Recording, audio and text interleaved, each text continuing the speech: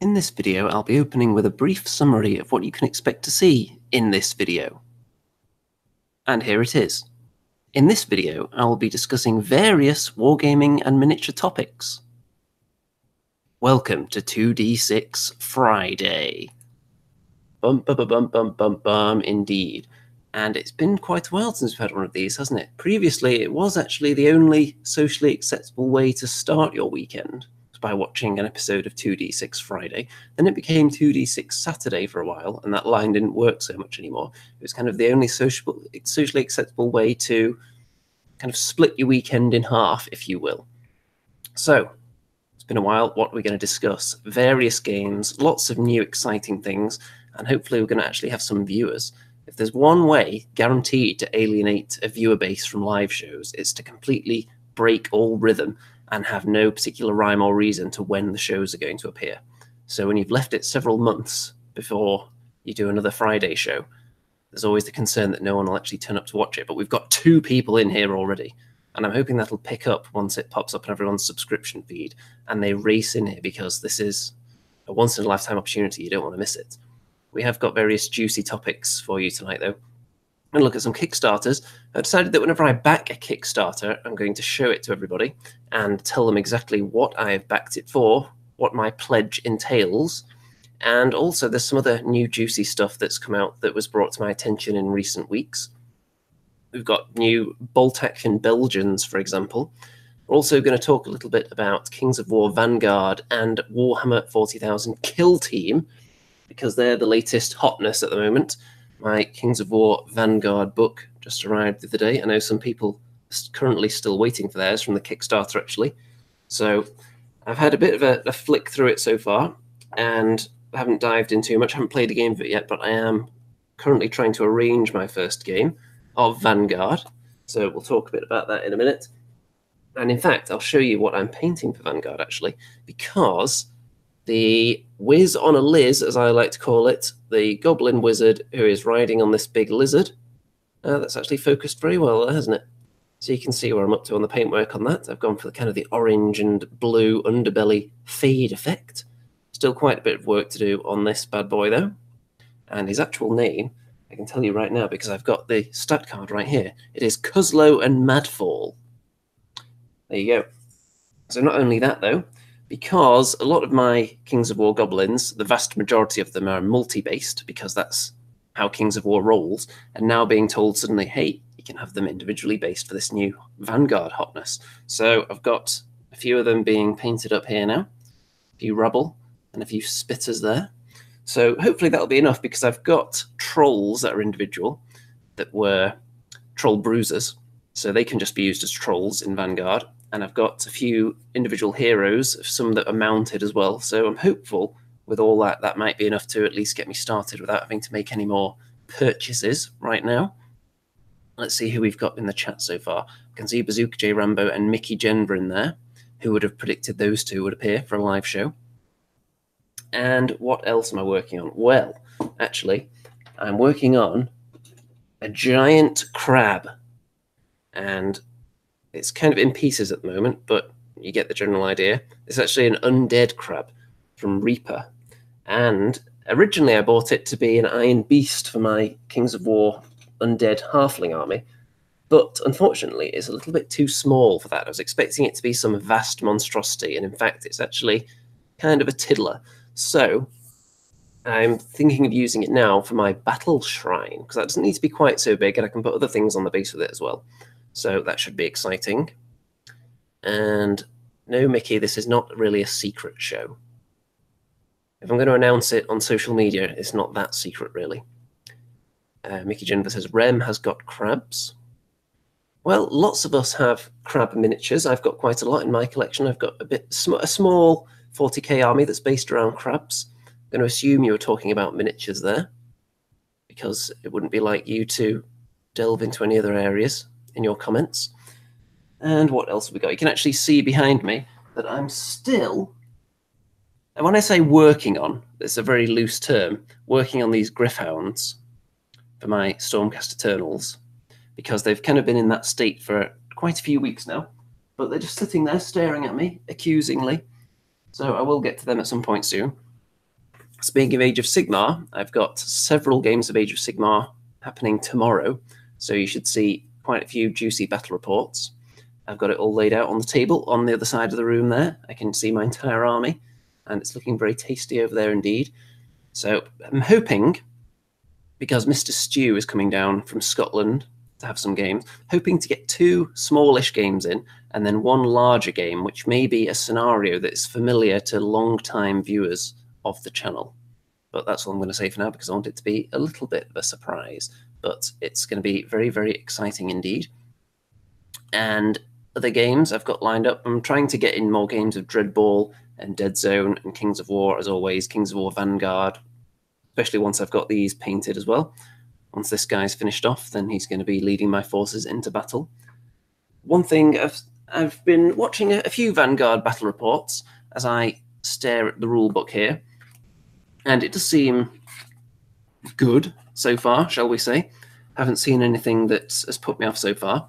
It's certainly grabbed me at this stage, and generally what I'll have to do is play through a game or two, and then I'll be able to absorb a lot more when I actually read the rules. That's usually how it works with me. I usually can't absorb the rules that easily just from going in cold and reading through the rule book. I typically have to play a little bit of it first, and then that gives you a kind of, it's like a primer in your mind, so that the paint of the rules can then stick to it and adhere to your brain.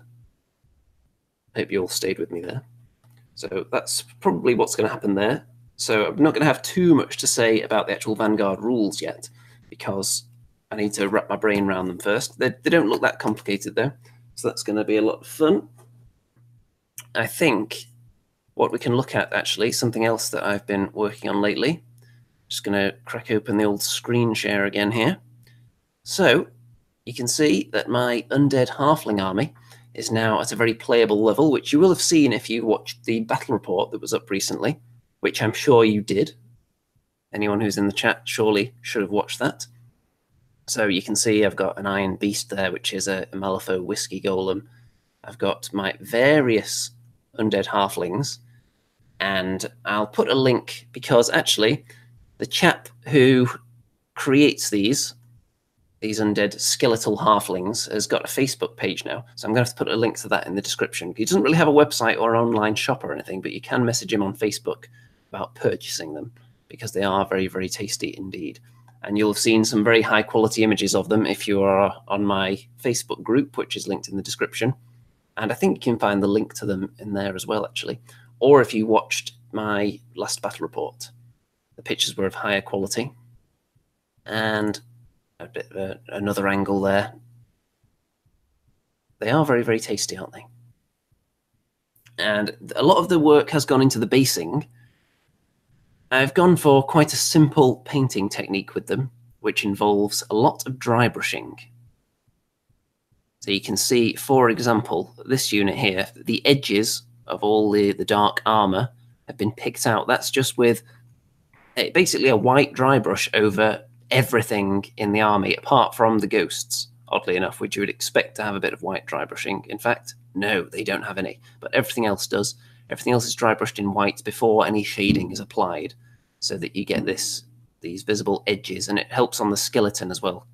Picks out the corners, the eyebrows and such. Sounds like someone's setting off fireworks outside. And a bit of a close-up there. I really like these halberdiers and the spearmen. I think they're very nice models indeed, and I like the way that I've painted them as well. I like the basing, a lot of time's gone into that. I've got some nice pound shop resin pools going on them, and hopefully this inspires other people to go for alternative armies that aren't so widely seen.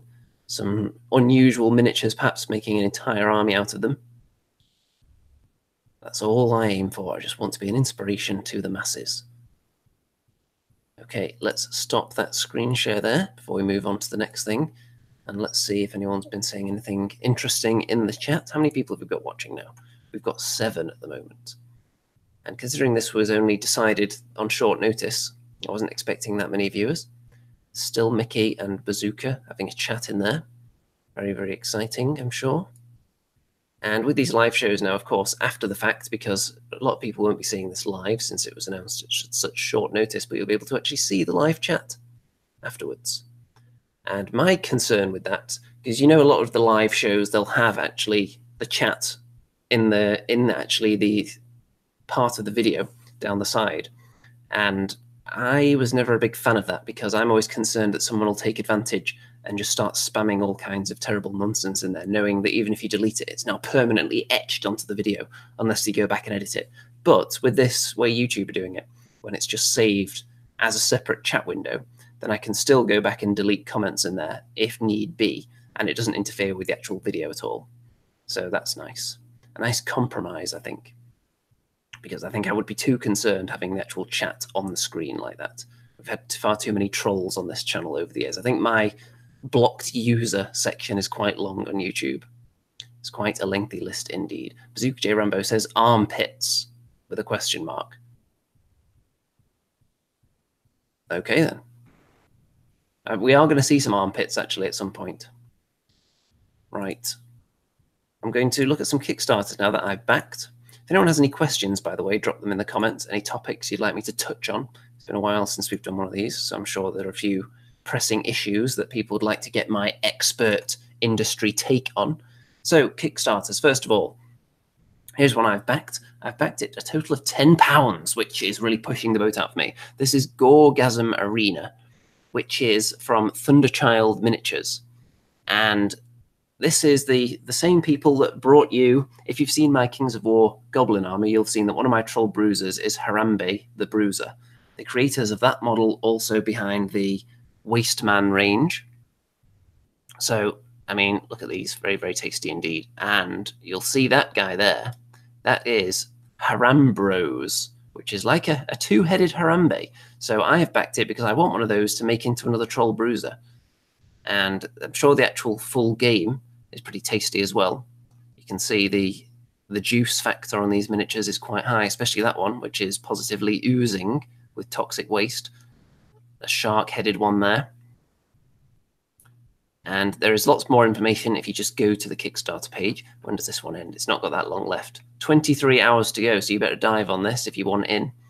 And the pledge, a single combatant for £8, which is what I've gone for. I think the £2 extra is for the postage. So even if you just want one model, it's worth diving in on that. They are very nice. And the actual game itself, £40. And for that, you get everything in that picture there, including the board, all the tokens, these totems, a spinning wheel, injury cards and such. I've had a quick look of how it plays, and it looks pretty interesting. And, of course, it's all about, for me, it's all about the miniatures in this particular range, because he has it's a very charming sculpting style, which is why I've gone for some of the models in the past. It's very old school, all hand sculpted, and very, very tasty indeed. They've got some videos on here as well. There's some how to play videos, which I'm sure people would find very handy if they're thinking of diving in on the full game. A three-headed pig there. How can you go wrong with that? That'd slot in nicely into anyone's army. And there are more that are only in the concept art stage as well. That guy's quite interesting, actually, with his crab hands. There's a sculpted model of this guy in one of the updates. And he looks very nice. Deluxe board, various options. Totems included in the box, but you can add on more if you want. Stretch goals are being unlocked rapidly. Let's see, where's the highest stretch goal? The highest stretch goal is 8,500. How far off that are they? They are currently up to 6,500. So if they can have a late surge and get all those unlocks, that would be nice. If they can get another £2,000, that's not unheard of to do that in the last day. It starts popping up. People often search Kickstarter by the ending soonest. So often you will see that they have a surge towards the end and unlock quite a lot. So definitely worth a look, this one. Now, the next one. This is Honor Bugeisha.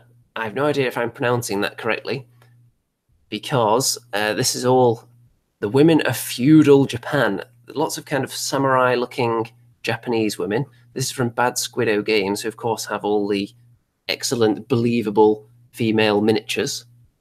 And look at these, very, very tasty indeed. I've actually backed it for, let's have a look, £8, and I'll show you exactly what I've gone for in a minute. But there are lots of models to choose from in here. Handmaidens, I'm not going to try to pronounce all the words because I'm sure I'll get them wrong at this stage. But lots of tasty stuff in here. The actual quality of these miniatures is very high, isn't it? I was tempted by these, actually. These shin whackers, which are like little girls with sticks, which I'm sure have been a thing in warfare many a time. And you can see all the miniatures there. So what I've gone for, actually, you can see a little bit of it there, is the bunnies.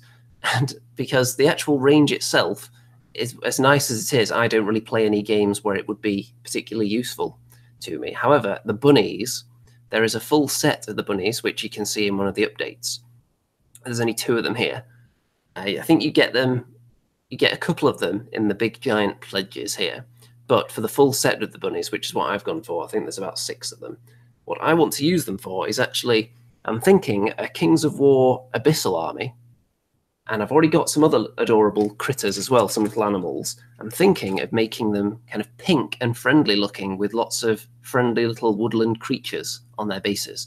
Kind of doing the anti-Abyssal army, which I think would be quite funny. So how could I say no to some adorable little bunny rabbits to go along with that theme? I think they're going to fit in quite well.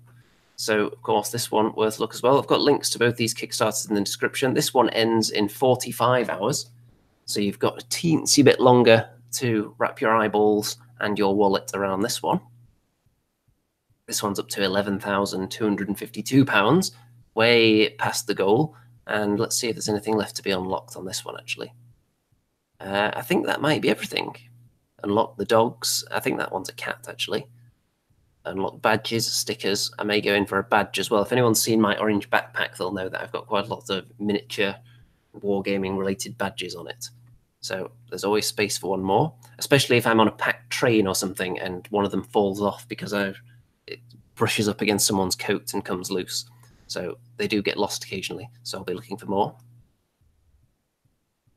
Very, very tasty. I'm sure everyone's going to be diving in on both these Kickstarters.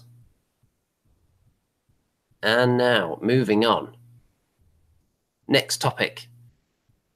Belgians.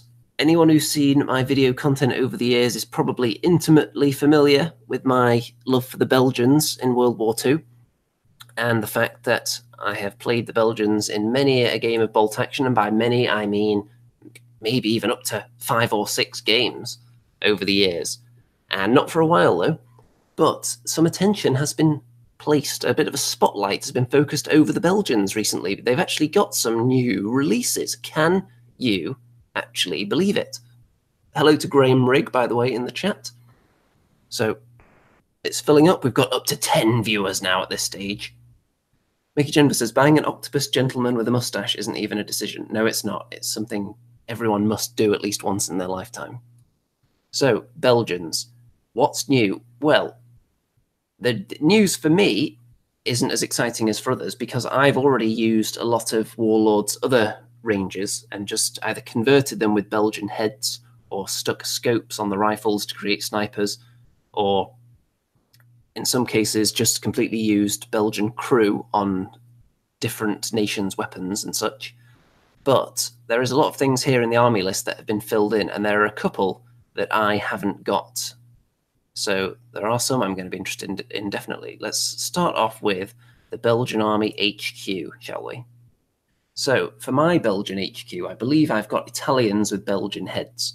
But of course, these are much more authentic, and look at the mustache on that guy. Let's get in close. So you can't go wrong with a Belgian mustache, can you? He's got one as well. Very, very nice. You've got your little radio operator there. These two look very official. You've always got to have one that's pointing, don't you? When you've got commanders, one has to be pointing and one just armed with a pistol. And you're thinking, why do you give yourself the tiniest gun? But I'm sure there are really good reasons for that. So Belgian Army HQ, only £6 for 4 models. Not a bad deal if you ask me. I think they're all in metal, of course. It's a bit of a kind of a specialist range. Now, the Belgian Infantry Squad, which is new, I believe it's identical to the previous one, except they come with the heads already attached now, I think. I believe that is correct. Previously, you'd just get the bodies, and then you would get one of 3 different sets of heads based on how you were going to kit out your soldiers, whether you wanted them to be the elite chasseurs, in which case you would put the berets on them. But I think this basic infantry squad just comes one piece now, which is much simpler for people. You just have slightly less customization, that's all. But it's easier because the heads are quite annoying. I have lost a couple of heads on these miniatures over the years because they're quite heavy, being in metal, and when it falls over, the only piece that's separate is the head. So if anything's falling off, it's going to be that. But anyone who's just getting into the Belgians, that'd be an interesting one. Let's see. These ones here are just the same. I think they're just the bodies with the head swap system, so we don't need to look at those. Now, the Belgian light mortar and sniper teams, I think you get both of these for £6. So the light mortars I've actually used, I believe mine are French. I could be wrong, but I think my light mortars are French with Belgian heads on. And my sniper is just a Belgian soldier with a scope attached to his gun. So it's nice that they actually have a real sniper now. So I'd be quite tempted to get one of those. It's also got a little guy with the binoculars there to spot for him. So definitely tempted by this set. And again, only £6. And even though I've already got quite a few light mortars, I've got enough light mortars to make a full squad of them, which is, I believe, 3. But the sniper is very nice, though. Very tempted to get one of those. You can never have too many snipers, if you ask me. Then, what else is on pre-order? The medium machine gun. Now, I do not have one of these because I felt that I already had enough access to medium machine guns because I've got one on some of my tanks have medium machine guns. And I've got a heavy machine gun, which is an American one with Belgian heads on. But I do not have a medium, so this is another one I'll be looking at as well. I'd quite like the crew, actually. They look quite nice. You can't really see... Let's have a look from above, actually, so you can get a good idea of the gun's actual frame. What I tend to do with these weapons is kind of embed all the models into a very thin layer of milliput on the base, so it kind of keeps them a bit sturdy. It's something for them to press down into rather than just flat, because with them being metal, you often only have a small point of contact with the base, and it's kind of the super glue is forming kind of the point. The super glue, if it's quite thick underneath the foot, you may only have a tiny bit of metal that's actually touching the base. And the super glue, if the model falls over, for example, or if you drop it, then that's very, very fragile and crystal-like super glue if it's blobbed up. So it's going to snap off. So I like to put some milliput down and press them down into it a little bit. So you have a lot more stability with that, which is what I've done with all my artillery for my Belgian army. So only £7 for this as well. I'm quite liking the price point on these so far. That could be one that I'd go for as well. Anything else new? I think that is the lot. Everything else was already out. So,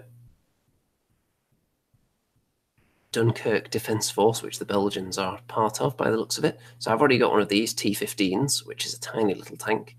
I've got... do I have the... I think I've got one of these. This is kind of it's like a medium mortar, but not quite. I think I've got one of those. I've got the anti-tank gun. I've got a second anti-tank gun, which I, at some point, possibly will put together with the chasseurs like that there, because I've got lots of different heads. And I've got a couple of anti-tank rifle teams, one for the regular troops and one for the chasseurs as well. So this is quite exciting that they're putting a little bit of attention on Belgium. And I wonder how they factor into the campaign Battle of France. I wanted to talk to someone from Warlord about that, actually, and see exactly what their plans are for the Belgians and the minor nations in general, because that's mainly what interests me from the bolt action range. I'm not so excited about the kind of the mainstream armies that everybody plays, the Germans, the British, the Americans, and so on. I think it's all about these small, more interesting nations that maybe weren't in the war for very long, but they often have the most interesting or the most adorable technology. For example, the tiny tanks, which I think are very cool indeed. So there we go, Bolt Action Belgians getting some attention. I'm hoping to get my first game of 2nd edition very soon, and I'm sure there'll be battle report on that. So people can look forward to that, getting the Belgians back out on the table again. I think last time I played Bolt Action, I didn't have any real battle mats. I only had the basic grass mat. So I think I've got one that would look quite good, I think, as kind of a fields and farmland look with the little farmhouse I've got as well. So I think I could get together a nice looking game with them. So I just need to get that arranged. Now, let's stop the old screen share for a minute before we move on to anything else. And what's going on in the chat? Let's see, we've got a top red hot sizzling hobby tip from Bazooka J Rambo, who says a tip for making strong super glue joints. Get some baking soda or talcum powder and sprinkle it over the super glue and it will absorb it and turn it into a resin-like material. Great for fragile joints. Well, interesting. Apparently you can also mix it into a paste beforehand and apply it. Interesting. I may have to try that at some point. What I generally do is either, in the most cases, I just pin everything. Everything metal, just drill in, just pins left, right, and center. So everything's got hundreds of pins in it, which is very time consuming, but it also gives you great peace of mind as well, because it's very unlikely that things are going to fall off when pinned. And even if they do come loose, usually they don't fall all the way off. So it's not going to completely destroy your paint job and pieces all over the floor. It usually it'll kind of come loose and it'll just be just wiggling a bit. So you just stick a bit of glue back in there and you can reattach it. Let's see. Mickey Jones says, you don't want to know how he discovered that. Bazooka J Rambo armed with talcum powder and super glue. That's not a weekend anyone wants. So the other way that I would secure the metal joints sometimes is with a tiny little blob of something like green stuff, which I found, I don't know if there's any scientific basis to any of this, but I found it's quite useful as a bit of a shock absorber. Something like green stuff, where it's not completely rock solid. And if you have one side of the metal stuck to each side of the green stuff, I found that it doesn't necessarily just pop off so much. So if anyone else has had any experience with that, then let me know. Dave Doge is here. Let's see. Bazooka. I found that out on the tested prop making videos. Dave Doge, baking powder and super glue is for cheap people, but it works. Well, for cheap people, that's wargamers, isn't it? We're always looking for ways to save money. I have been known to cut my green stuff with a small amount of blue tack to make it go a little bit further and not affect the usability of it too much. If I was doing something like sculpting with it, I'm sure I wouldn't do that. But usually I'm just using it to fill gaps or to just create kind of a texture on something, in which case it's fine. The amount of blue tack you put in there can determine whether you completely ruin it or not, though. Just means you push it that little bit further for your money. Let's see. Okay, I think it's time to talk a little bit about 40k Kill Team, because I played my first 2 games of Kill Team last weekend, and I was led to believe beforehand that it was overly convoluted, complicated, complex. Lots of other words that mean a similar thing beginning with C. I'm sure there are a few more out there. But I found that it actually wasn't. It plays more like 40k, the base game that kind of got Age of Sigmarified a bit.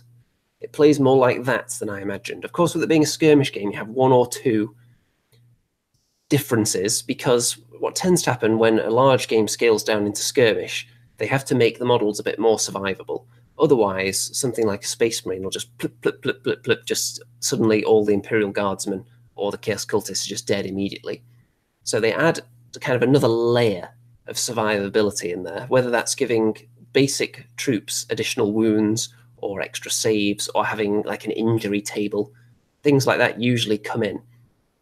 And I found that Kill Team, so far, they haven't taken it to the extreme. It still seems fairly simple. The one thing that I've noticed, though, is that because of the various way the game's staged, you do lots of movement, then you do shooting, then you do combat. You don't activate it, just one model does everything that he wants to do, and then you move on to another model. It's all the models do this, all the models do that. So you will find that you have to use a lot of different tokens. In something like Dead Zone, which I'm going to be comparing it to a lot, because of course Dead Zone is my main experience of a game of that scale that should play in a fairly similar manner. Dead Zone, each model just does everything it can do, and all you need to do is just leave an activation token by him, unless they're wounded or something like that, and then you'll need another token. With Kill Team, what I found is that you'll have to put a token on them to show what they did in the movement phase, what they did in the shooting phase, and it kind of builds up. There are multiple things that you can do. So, for example, if the model decides to move further than usual in the movement phase, you'll have to put a token on them so that you remember that that model then cannot shoot later, which is just a little bit more to remember when you're going model by model. If you're just doing it all your army at once, then it's possibly easier to remember. But because you're alternating models in some ways, when it comes to the shooting you are, then by the time you get round to a model who moved quite far earlier, then you've already gone back and forth with shooting with your opponent a few times. So you might have forgotten which models moved further than the shooting limit. So yeah, you do need to be careful with your tokens, make sure you know clearly what each one means. And there's a stage where you can kind of ready up your model instead of moving it, where you can just get it ready immediately for the shooting phase, which means you can go first with it when you get to the shooting phase, based on who has the initiative. But then you'll do all the models that were readied first, and then you'll jump into initiative order, which reminded me a bit of, I think it was called Overwatch in old school 40k. I can remember one specific situation where I had something set up for Overwatch. I'm pretty sure it was my Lehman Russ Demolisher tank that I had set up staring down between two egg boxes as a young laddie, when that was about the limits of the terrain building capabilities. So yeah, that's interesting to see that back in that. I always liked the idea of an Overwatch type ability where you can set up your model to interrupt the other person's turn. Other games have things that are similar to that. Bolt Action has, and I haven't actually played it, but I'm under the impression that Infinity is kind of based heavily around that, or at least it was. I don't know if it still is. Got some more people in the chat. We've got Dice Guy, and we've got Ben as well. Just Ben. You're going to need a more interesting name than that, I'm afraid, Ben. You have to slap something onto the end there. You can't just be the Ben, I'm afraid. I'm sure the world has multiple Bens. So, where was I? Okay, Kill Team. I'll show you some pictures of the games I had now. It's not like a full battle report, but I just took a few pictures just to give you an idea. So I've got this 3x3 battle mat. I got this ages ago from Deep Cut Studio, and this is actually because they sent me the wrong one by mistake, and they just said, well, hold on to it, you may use it someday. And I've actually got a use for it now, because Kill Team is slightly smaller than that, so we didn't use all the way up to the edge, but also my Dead Zone terrain came in very handy on here as well. You can see I've used my Space Marines, and I was using the Terminators as Primaris Marines, because Terminators aren't in the Kill Team rules at the moment. So there are only a few different units for each faction right now. So I was using them as Primaris and the regular Tactical Marines as Tactical Marines, as you'd expect. So we had a couple of very, very simple lists. And in the first game, I was up against Chaos. There were a few Chaos Space Marines and lots of cultists. And the scenario we were playing, the Chaos forces were trying to escape off the Space Marine table edge. And that actually proved to be very, very difficult, because they basically got shot down. You can see how it looks, the terrain here, and obviously a bit more freedom with the terrain than something like Dead Zone, where everything has to be on the specific cube. You can see I've gone totally nuts and just put everything at a slight angle to the table, which is something that I haven't been able to do in Dead Zone. So I just wanted the ability to rebel against that and just turned everything slightly. So once I got that anarchy out of my system, I was then able to focus on the game a bit. And you can see we were using this kind of token here to show that that model was ready. So it didn't move, it's just going to stay there and fire. And I think the plasma cannon was actually representing a heavy bolter in this game. And the heavy bolter was actually finding it quite difficult to kill things. Not the cultists, though, because they were just dropping like flies. And oh, check out this beautiful photography here. We've got focus on the plasma marine. and then his kill. Look at that cultist there. So we had every time, because this first game we played of it, so each time something new came up, we were having to crack open a new bag of tokens. We started off with just 2 different kinds of token, and then suddenly, oh yeah, we better have a token for that as well to show who's done this particular thing. Because you need to keep track of who's moved in what particular manner, and who's already fired, and who's ready, and all sorts of things, and who's taken a wound, who's taken a flesh wound. So a lot more to keep track of than Dead Zone, but not too ridiculously complicated. And you can see, I think that was representing that he's taken a flesh wound. So he was kind of at death's door, the Space Marine, because he had what in a game of 40k would have ordinarily killed him. He took that kind of wound, but then the roll on the table resulted in just a flesh wound rather than him immediately dying. So he won't perform quite as well after that point, and is more likely to die the next time. But that's kind of the most basic that you can do when you want to make models a bit more survivable in a skirmish game. It's not an overly complex injury table with like arm injuries and -1 movement and all these different things that you would have to then represent with different tokens. They've kept it fairly simple, which I like. And basically, the Chaos Cultists just got gunned down mercilessly by the Space Marines and didn't get to do much back. They just all got murdered, and it wasn't very close. Yeah, so this is from the next game, actually. But before we go into this, I'll tell you another couple of things that I found interesting about it. So you have these command points. By the way, if I was doing any of these rules incorrectly and the way I described them is totally wrong, then I'm afraid you'll have to just cut me some slack for now, because I don't actually own the Kill Team rulebook as of yet. I am going to get it, though. But we may have been doing a few things wrong just the first couple of games. So you have these command points that build up each turn, and you can spend them on special abilities that are either specific to your army, I think there are just general ones, or specific to certain models within your army as well. Certain abilities or traits that you'll take on models will unlock different abilities that you can spend those command points on. So, for example, someone with a sniper ability, I was able to use a command point to give him +1 to hit. And that came in quite handy. So, kill points, quite interesting. That's another thing you'll find with skirmish games often. Because it's more kind of focused in on the action, you can have more of that level of kind of micromanagement. In Dead Zone, you'll see things like command dice, where you'll have different orders and abilities that can be passed on to one specific model with the result of that dice per turn. In Kings of War Vanguard, there is something similar. There's power dice that give you something very, very similar to both of these concepts, which I'm sure I'll find out more about in the near future. But it's something that people often do in skirmish games, I've found. And it adds a bit of spice, and because you don't have that many models, if you're playing multiple games, you could often find that it's kind of the same game over and over again sometimes if you only have a small number of models, there's only a small number of stat lines, and it's not like you can block units out the game like you can in a complex movement game with angles and facings. So I think having something like that where you can give bonuses or extra attacks or extra actions to certain models is a way to keep things spicy and add a bit of variation into the games. So I was against Tau in this game.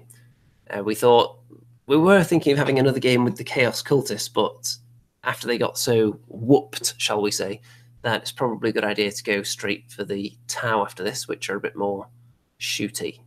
So hoping for something a bit more even. And we had 5 objectives around the place. There's another one up here somewhere. One in the centre is worth a lot. The 2 on your opponent's half are worth quite a bit. And the ones in your own half are worth not much. So there's certain things you can do before the game which seem to be geared towards playing with more than 2 players, I found. There were certain... it's like a pre-game tactics you can use where you could lay booby traps or you could scout out. And some of them only apply if someone else took a particular other result. So I get the impression that it's designed for multiplayer games rather than just one-on-one. But anyway, up against the Tau here, there is a stealth suit down there. There are a couple of these like really snipey guys. I'm not sure what their name is. but they were actually killing things quite handily, and there were some drones as well.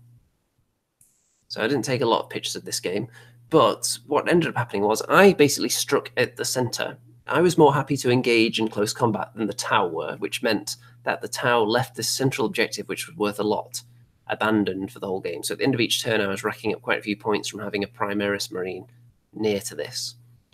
And one thing that's almost identical to Dead Zone, actually, is that you only get a bonus to hit somebody if you can see the entire model. If any part of it is obscured, just like in Dead Zone, then it's more difficult to hit. Johnny Frankenstein is here with an excellent name. See, that's the kind of name you need, Ben. You need something cool on the end. Are those M&Ms? There are no M&Ms on the table. I can tell you that right now. They are actually, I'm not even sure where, I think I may have got them from the Bad Squiddo stand at some event many years ago, when she was mainly doing dice bags, I think, and accessories and dice and things. I think I got these orange round, I think they're glass or something.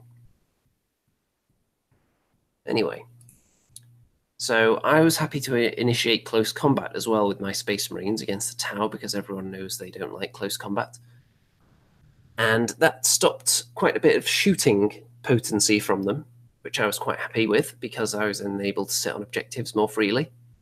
And not many pictures left now. There are a few things you can do when you're charged. Of course, you can potentially overwatch, or you can also run away as well, which is interesting.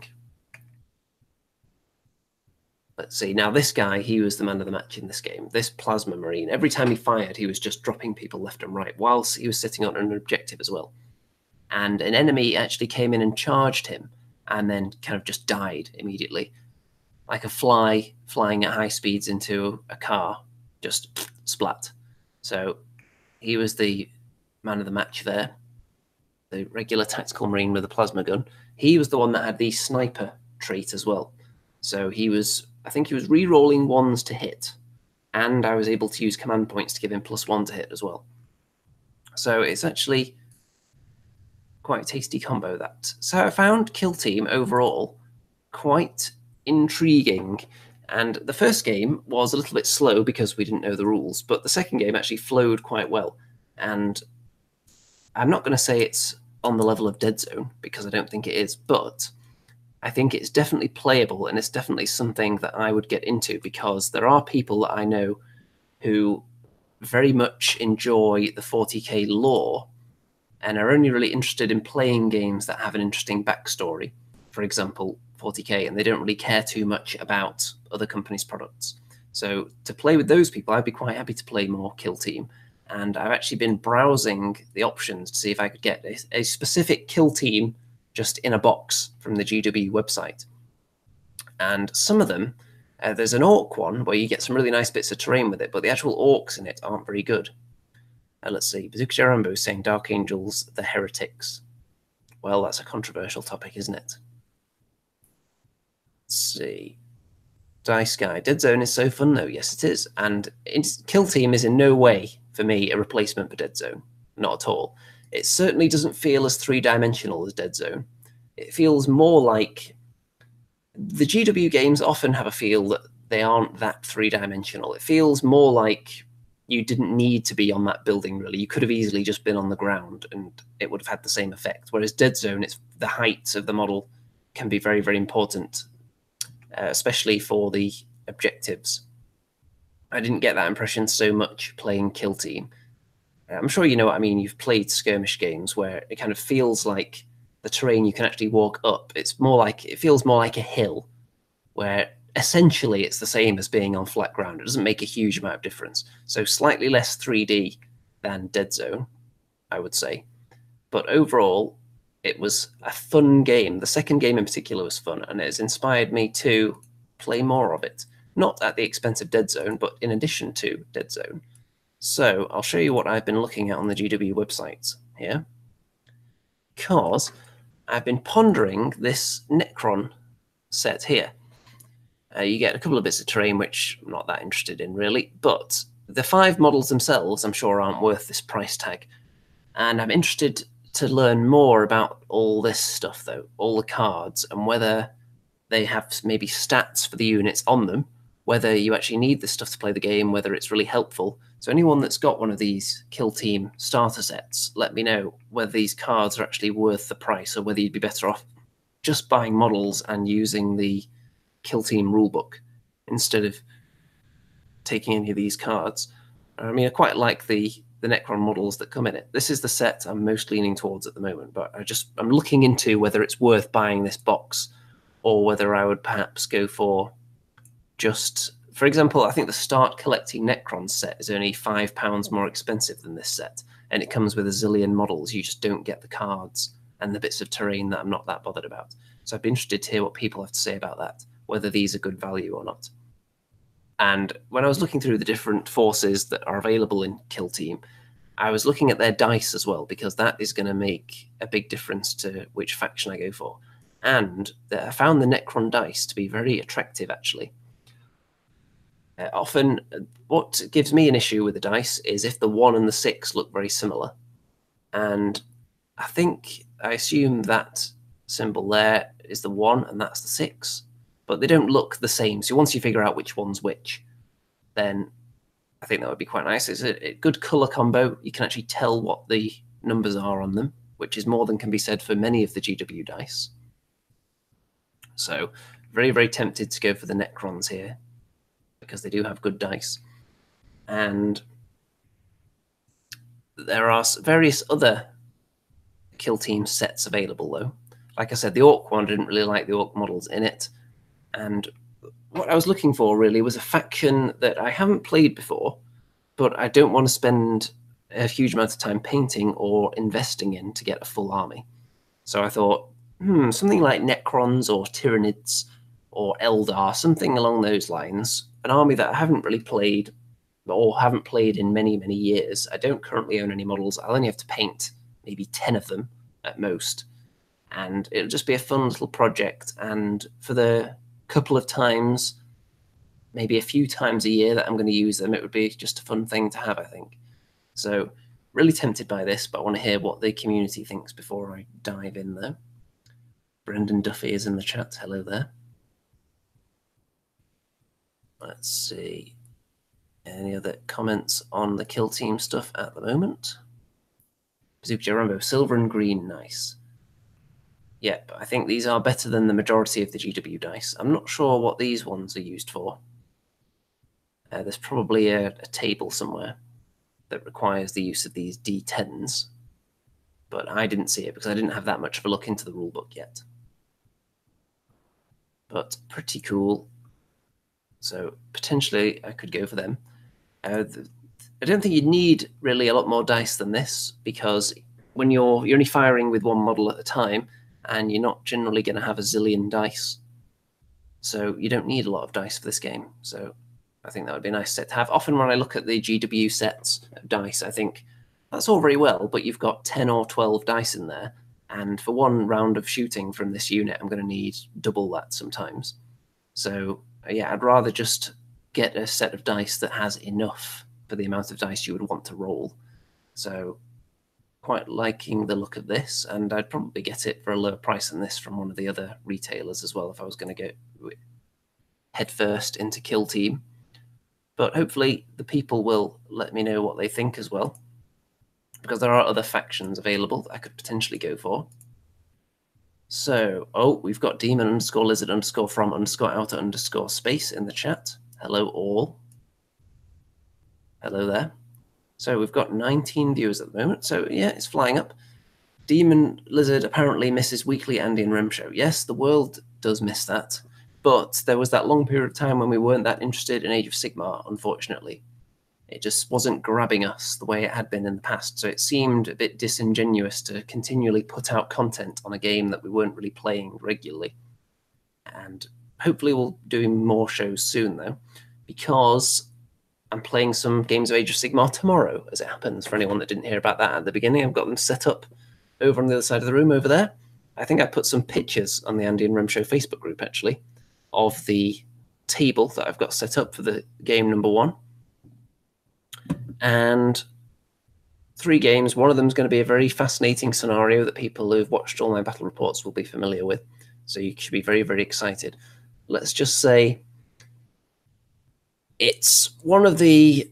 It's not exactly comedy, but it has comedy elements. It's actually deadly serious and deeply embedded in the lore of Age of Sigmar. But whether that lore is genuine and canon or not is up for debate. Dice Guy, lure Rem to Vanguard. Well, I've tried to lure Rem to various different game systems before, but he's another one of those people that's mainly interested in the GW products. He likes the fluff, and he's not that concerned about the rules, oddly enough. Who would have thought that Mr. Remington didn't care that much about rules? I know it's a shock to all. But really, he's in it because he likes the very tasty models that GW put out and the whole backstory to the universe of Warhammer Fantasy in particular. And he's a little bit into the Age of Sigmar fluff as well. Okay, let's see. Mickey Genby, you can cover Forest of Rem. Yes, we are thinking of doing a new series of Forest of Rem, which would mean more regular shows as well, if we were going to start doing that. But I need to talk to the old Remster, because I'm thinking we may be doing a show possibly next week. I need to ask him if that's confirmed, but you can look forward to that. I'm also looking to do more shows like this, possibly with guests at some point soon as well. So you can look forward to that. I've got at least one person lined up. I'm not going to say who it is at this stage in case it never happens, but it should do within the next few weeks. So you can also look forward to that. And maybe getting some semi-regular shows going with some people in particular who I've got in mind, who I've been talking to about such things. And let's see, what else? Anyone else have any other topics you want me to touch on? In fact, I'm just going to look quickly at my Facebook group, because I did ask for questions in there a couple of weeks ago. I think someone responded. Let's see. Because I was thinking of doing a live show, but then I was ill for about 2 weeks. I was ill just before the Clash of Kings tournament, and then I was ill just after it. So it was quite lucky, really, that I had that brief period of health in the middle, because I was able to perform at Clash of Kings unhindered, which resulted in my 6th place finish out of 80, which I think was pretty tasty. Okay, where is it? Also, I could talk about some of the issues that I've brought up as well on my Facebook page in the last few weeks. So, there was one here from Steve who said, what were your thoughts on the Dead Zone summer campaign? Did you get involved? I did play several games that were logged in the Dead Zone summer campaign. However, I found that I haven't particularly got involved in any of these kind of worldwide campaigns because previously I hadn't been playing enough non-tournament games. The vast majority of my Dead Zone games and Kings of War games take place at tournaments. So I don't necessarily go in for that logging of the games for campaigns too much, because I don't play that many friendly games. All the ones I do play turn into battle reports, so you can see exactly how many games I play. But I'm hoping that's going to change soon, because I've identified a couple of new people for gaming purposes. So I may be getting more games in soon, which will lead to more battle reports, of course. And if there's another campaign coming up, then I'd be able to dive into it a bit more and start logging more results, just because I'd be playing more games. Okay, so I think we've had a question here. Bazooka says, do you think Kickstarters launched near Christmas suffer because people are trying to save up for the holiday? Probably. However, some of the Kickstarters, let me just check here, I believe the Bad Squiddo Kickstarter is actually due to send out the stuff possibly before Christmas. Let me see. I'm sure it said, yeah, estimated delivery December this year.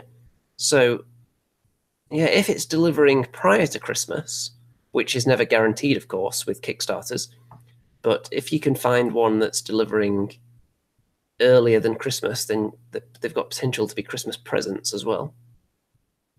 But yeah, I see what you mean. People do typically have a lot to spend their money on around the festive season.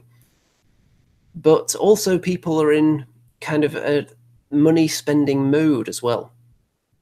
So once you're spending a little bit of money, it's tempting just to keep throwing more money after it, because you save up, and then once you've spent a bit, you kind of feel like, well, I'm spending money now, I might as well just blow everything. So maybe there's some psychological reason behind that as well. So maybe that factors in, and they actually don't do as badly as you would think when they're near to Christmas. What often seems to hurt them is when the campaign is long. If it's a month-long campaign and halfway through, one of the big companies comes out with something really ridiculously tasty on Kickstarter, and everyone abandons the smaller ones and jumps on that. That definitely happens. So a lot of the smaller companies I'm seeing do Kickstarters that are only about 10 days long now, which mitigates that, and there's less chance for people to kind of get buyer's remorse and change their mind halfway through the campaign because the excitement's worn off. So I think the small campaigns are the way to go for the small companies, definitely. And I don't think it doesn't make a huge difference what time of the year it is, as far as I can see. From the level of funding that they get, I don't think there's a vast, really clear correlation between those things. Let's see. Okay, back to the Facebook group, because there were some topics in there I wanted to talk about. Let's see. One thing I brought up, interesting YouTube phenomena that pops up semi-frequently in the wargaming community, is channels with well over 1,000 subscribers who are only averaging about 40 views per video, which is something that I notice a lot. I'm subscribed to a lot of channels, particularly ones from a few years ago that were quite prominent channels and maybe either lost interest for a few years or completely changed the direction of the channel, which maybe my channel will turn into that one day. Because obviously Age of Sigmar content caused the huge swell in my subscriber numbers. It pretty much doubled during the early few weeks of the Andean Rim show, when everyone was finding it, because we were the first people to be discussing that particular game when it was released, and just prior to the release as well, in fact. So I could see possibly people abandoning my channel and not watching any of my videos, but I do focus on games that are still somewhat popular. Kings of War isn't exactly an unknown, niche, tiny little game system compared to some of the others out there. But of course, it's not as big as anything GW put out. So I do notice that anytime I do a Games Workshop related video, it is going to get more views.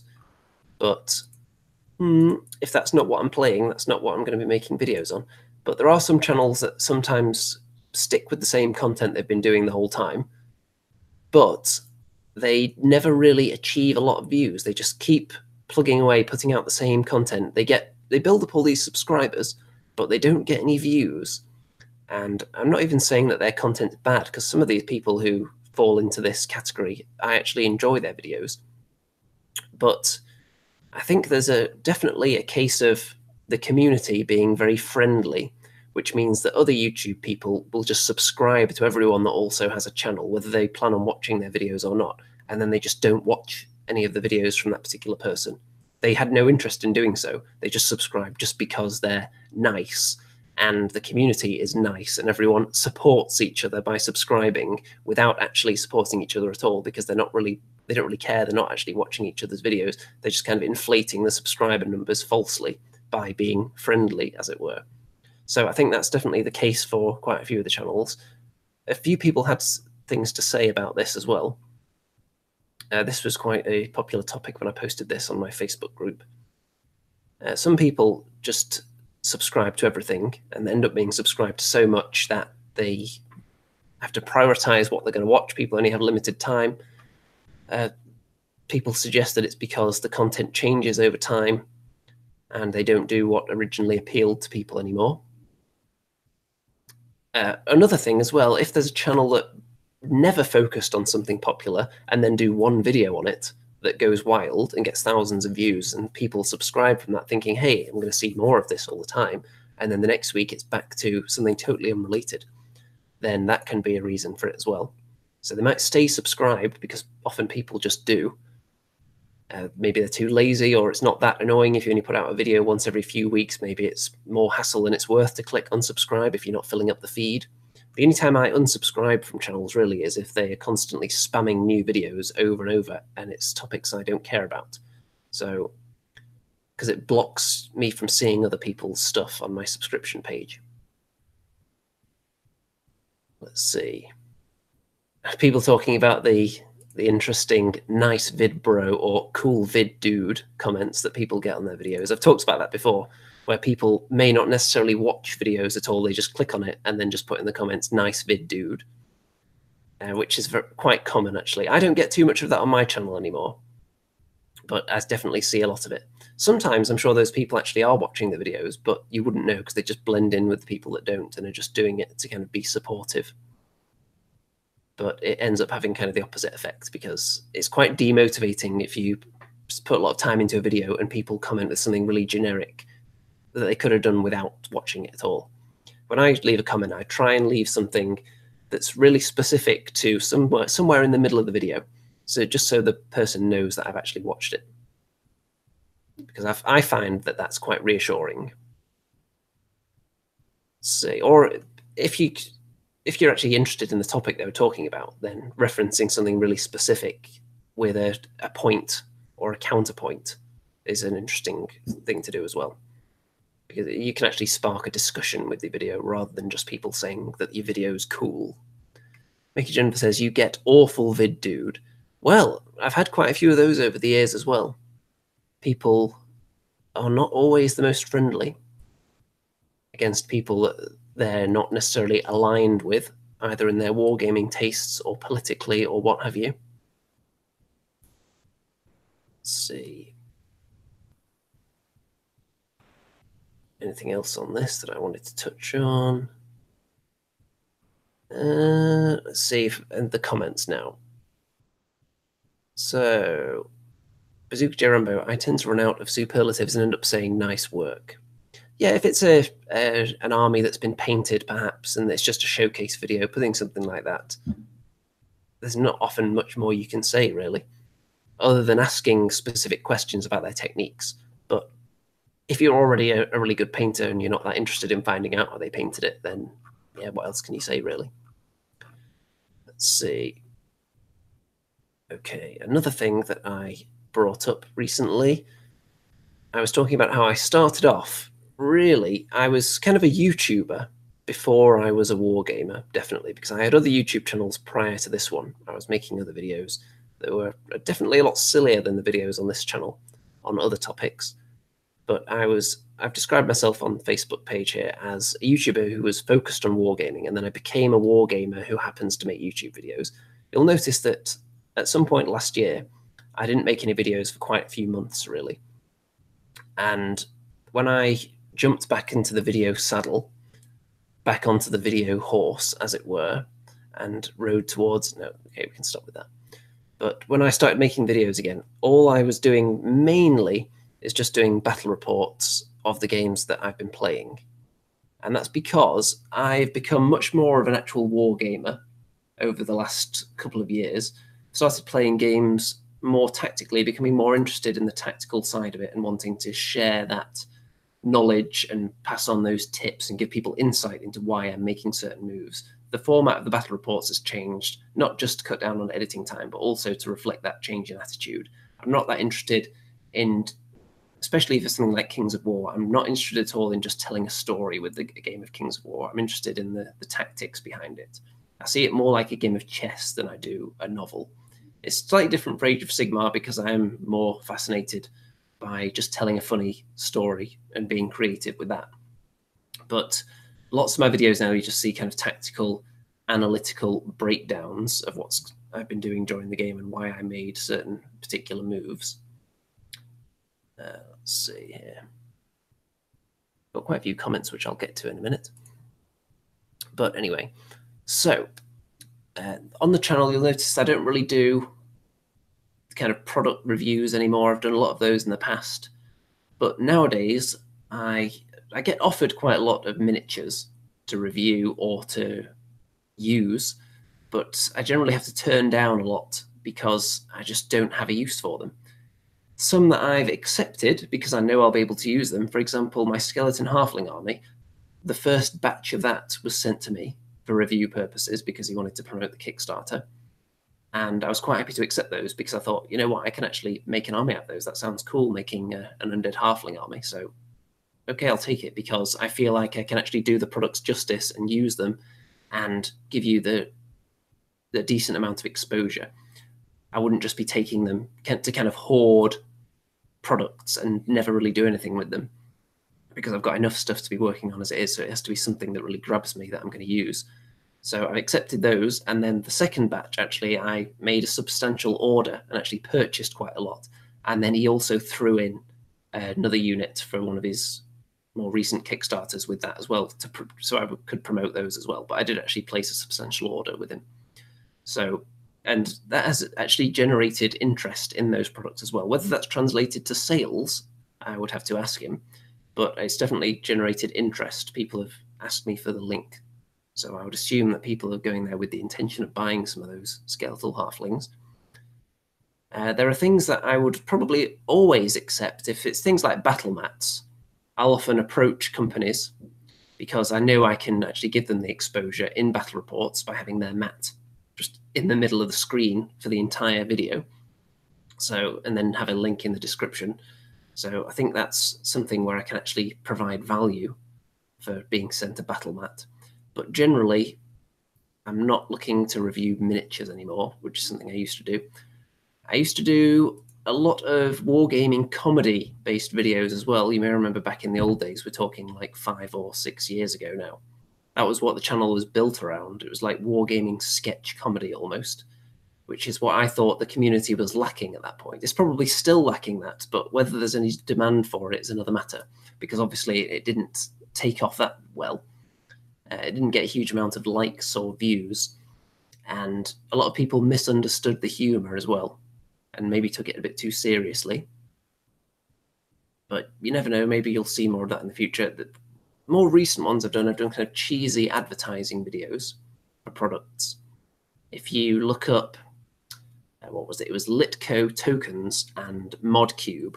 I did a couple of cheesy advertising videos on my channel for those. If you want to look those up, I think those are quite funny. But as far as comedy, I think it's more my natural comedy, which I allow to flow out now, rather than it being kind of a scripted affair. Dicey Guy wishes I would bring it back, though. Well, I don't know whether it would resonate quite so well with the current audience that I've accrued over the last couple of years. The more tactically shrewd audience who are interested in my deep probing insight into games. Let's see, Dicey Guy. I love me some freebies. Have not the money to buy it all. Great to make content on. Yep, if it's something, if you get offered free stuff for your channel and it's something you know you can be passionate about and show off and generate some interest in, then great. But you do get a lot of, if I wanted to accept more things, I think I would disappoint people because I wouldn't be able to put a big enough spotlight on it. If it's games that I either can't play because I don't know anyone that wants to play it, or if it's a miniature range that I'm not that interested in and I'm just not going to use, there's no point me just doing one video where I say, hey, look at this range of miniatures that I've got right here.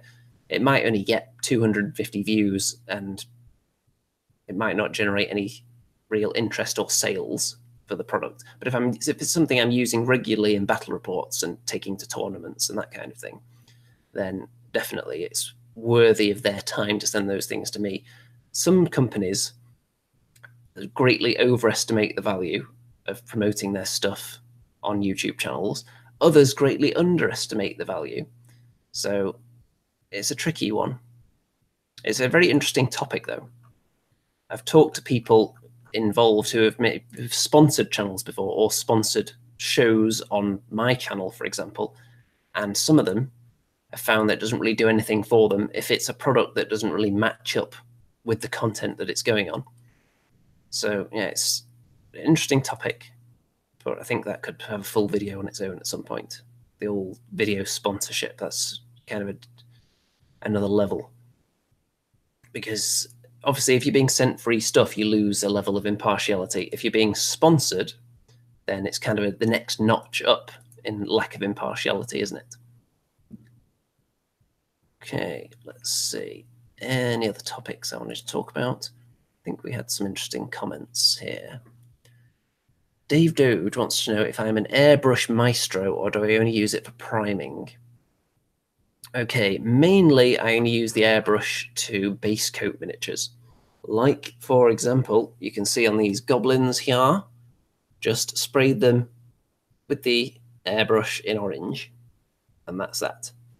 The only times I've used the airbrush for something a little more complicated, if you look at my Stardrake wings, if you look at my Mortis engine, I think there's a little bit more going on with that, the ghosts on there. What else? If you look at things, models like this, you wouldn't be able to get the same effect without using an airbrush here, without a lot of work, because I'm spraying it from above with orange, and that means that the orange kind of fades the further down the model you go. So it would take a lot of work to get that same effect with just a brush in your hand. And let's get right up there so you can see. Is it going to focus at super close range? Go on, let's get it right in there. There we go, look at that. So you can see it kind of fades. It starts off really orangey, gets slightly less orange, and then it goes down to just white underneath. So when the blue shade is put over the whole thing to tie it together, I think it creates quite a nice effect. So you could blame the airbrush for that, and it'd be much more difficult to do with regular brush. Let's see. Dave Doge, I hope you had white primer for those yellow base painted goblins. Yes, of course, they were primed in white and then sprayed with orange. Because if you spray kind of an orange, a light orange or a yellow over a black, it does not work very well. It tends to either become, it doesn't really do anything sometimes, other times it looks kind of dark green at the end, if you're not careful. So that's what I found anyway with priming over various things, because there are certain models where each part of it is going to be a drastically different color. So if you end up priming it maybe in different colors and then airbrushing it, you can have a bit that's looking a bit strange.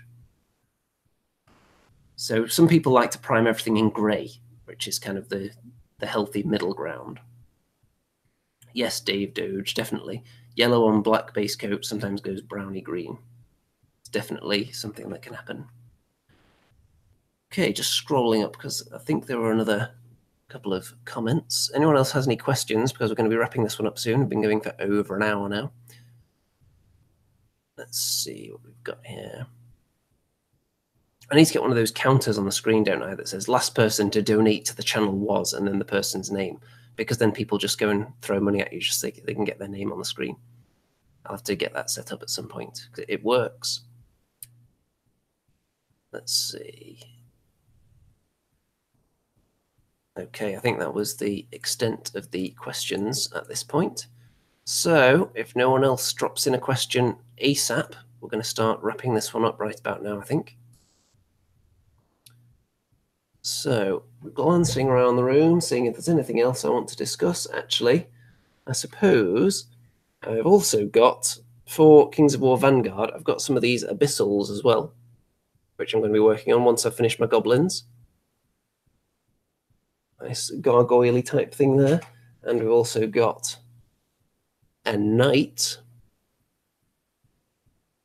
Is it going to focus on the knight? How close will I have to get it? Oh, there we go. So with the abyssals, what I'm going to do is I'm going to start off with the Vanguard force. I've got a few models in addition to those Vanguard specific ones. I've got a few just from the general Kings of War range. I'm going to paint those up in the style that I plan to do the full army. And they'll be kind of test models so that when I want to do a full abyssal army, which should be my next one after I've totally finished with the undead halflings, just got a few more things to add to that, then that's going to be the next one. I'm going to test it out on the Vanguard models first and see if it works. And if it doesn't, I've not just destroyed 100 models, I've only destroyed about 2. And then we'll see. Nick Trajano is here now. A bit late. Yeah, because we're going to be wrapping up very shortly. Mickey Junbat, I don't think people would pay to watch me paint. I think people would pay to watch anybody paint, to be honest. That whole painting on Twitch business is big bucks in there now. People make just an endless stream of cash doing that kind of thing.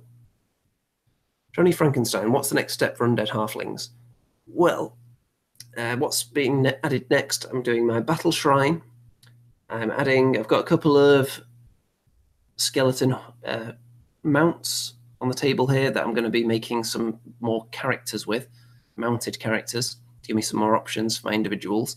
And then finally, I'm waiting for 3 war machines to arrive so I can make the triple volley gun of doom, which is the center point of any Rordia army, any self-respecting army. So it's a little bit of a handicap not having those, because you see the vast majority of Rordia armies go with the triple volley gun, so I'm not using it at the moment. I'm probably going to have to attend at least one tournament without it before they arrive, so we'll see how that goes.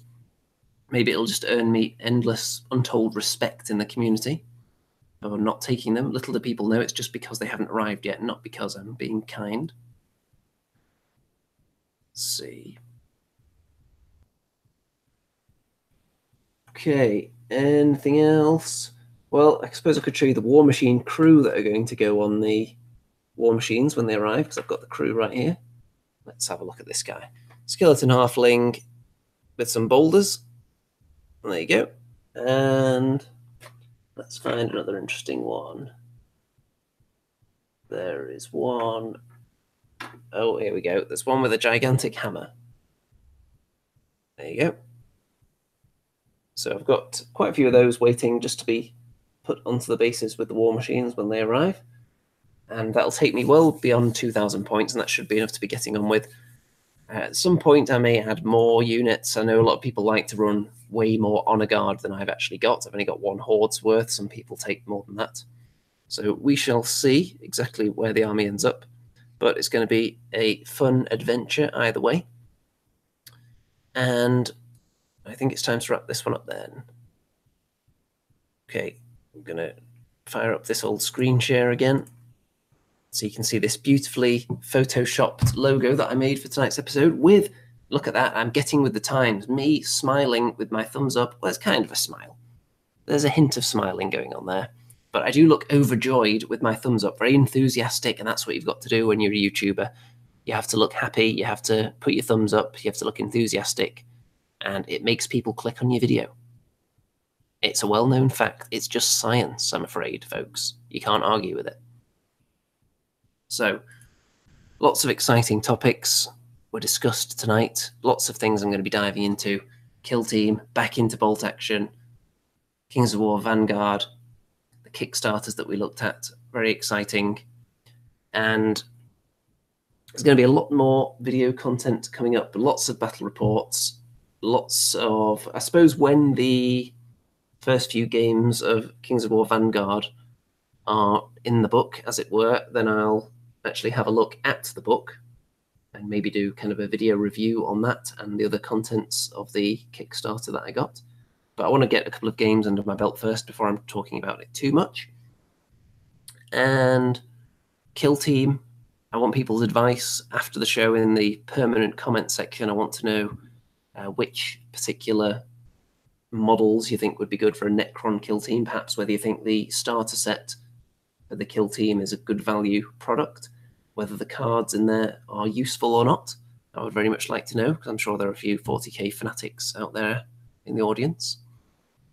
And I think that's about it. I'm looking forward to playing some Age of Sigmar tomorrow.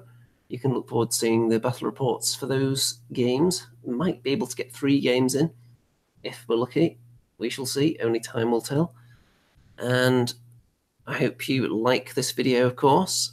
If you're not subscribed, then you certainly should subscribe, of course. And if you don't currently throw your money at me on a regular basis, you should go down into the description and click on the links, especially the Patreon one, and just pledge your life savings to me on a monthly basis. Because why not? Because you want to be bombarded with just endless, charismatic video content flying in your direction. I think that's a good enough sales pitch, don't you? So, the only thing that remains to be said is, good night out there, whatever you are.